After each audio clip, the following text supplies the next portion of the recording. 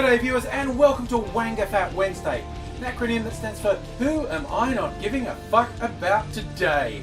Today, I'm not giving a fuck about homophobic bigots who get all worked up when you call them out for being homophobic bigots. We've gone through the looking glass where these people who say, oh, there's too much political correctness, lose their shit if you actually just call them out for the things they say and do. Whether they're racist, homophobic, sexist, apparently calling them these things is worse than actually being a racist, sexist, homophobic bigot. It's absolutely ridiculous. And this is being highlighted in Australia at the moment because of the argument over marriage equality. You see, our wonderful Prime Minister Malcolm Turnbull has had his 1 year spilliversary today. It's 1 year ago that he knocked off the incumbent Prime Minister. It's not an election, he just pulled a whole Swiftie, and it was really quite humorous at the time.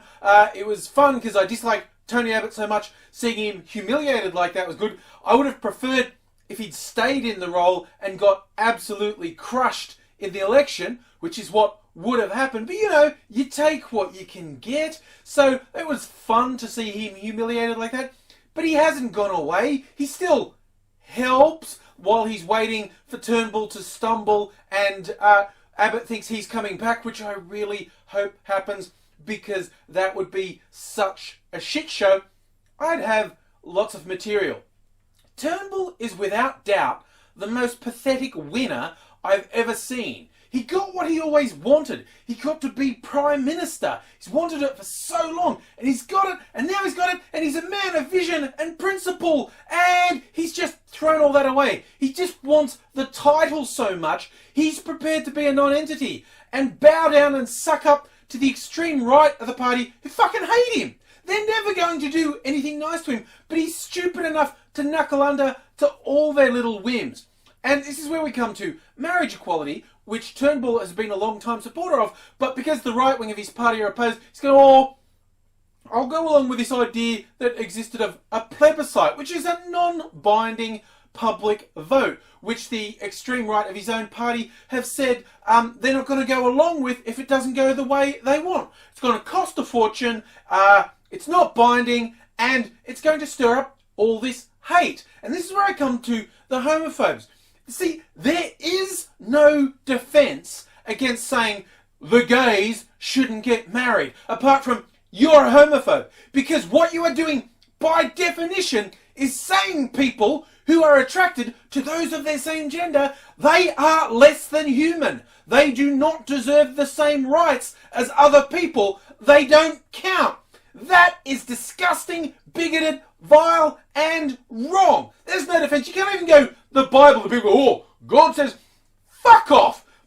You and your imaginary friend in the skyboard. The only way you can legitimately say there's religious grounds is if you go to the books of the Old Testament of Jewish law. So unless you're an extremely conservative, observant, orthodox Jew, you don't get to do this, because you don't get to pick one law out of a whole book of laws and say, I just want to follow that one. No, you're either all in or all out. Fuck off, you hypocritical, hateful pieces of shit. It's just ridiculous the way they carry on. Oh, and Turnbull, in his speech in Parliament, where he introduced his limp fucking plebiscite proposal, which probably won't go ahead, he's going like, oh, the Labour Party say that it'll bring up bigotry. Oh, that's belittling the Australian people. Well, fucko, there is no amorphous blob called the Australian people. There's a lot of different people. But the people who want to push hardest against marriage equality, there is no questioning. They are disgusting, hateful bigots. They out themselves all the time. And some people don't understand why a lot of people in the gay community don't actually want a marriage plebiscite. They go, well, don't you want us to vote?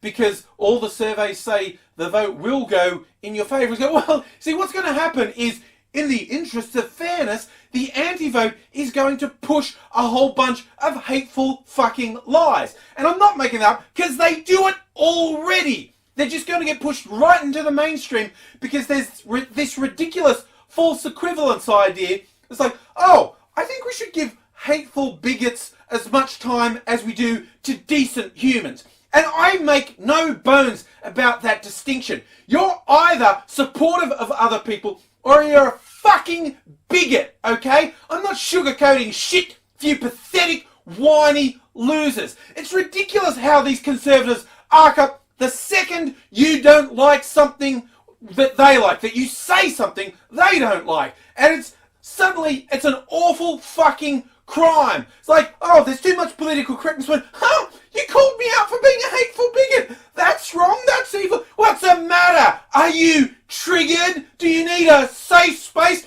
You need to fuck off, you disgusting, hateful bigots. You make me